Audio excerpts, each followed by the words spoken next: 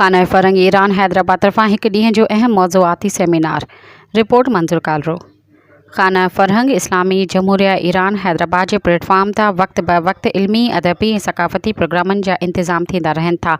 इन मुनासिबत सां अॼोको program family challenges in today's society बाबति जे अहम मौज़ू प्रॉब्लम्स एंड सॉल्यूशन ते हिकु ॾींहं जो सेमिनार मक़ामी हाल में कयो वियो।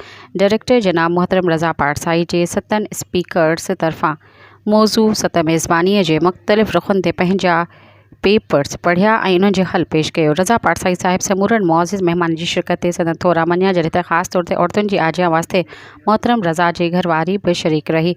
प्रोग्राम दौरान स्क्रीन ते मौज़ूआती वीडियो क्लिप्स पिणु ॾेखारी वयूं, जिन में इंसानी समाज जी ख़राबियुनि, ख़ानदानी मसइलनि ऐं उन्हनि जे हल जा पैगाम शामिल हुआ।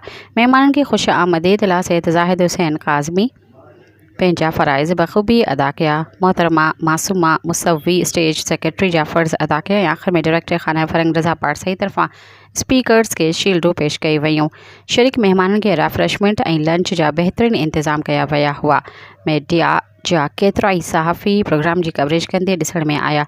औरतुनि, नौजवाननि, उस्तादनि, शागिर्दनि, शागिर्दियाणियुनि ऐं बुज़ुर्गनि जो काफ़ी तादाद में सेमिनार में शिरकत रही। पंहिंजे इल्मी मालूमात में वाधारो कंदे पारसा साहिब जो शुक्रिया अदा कयो।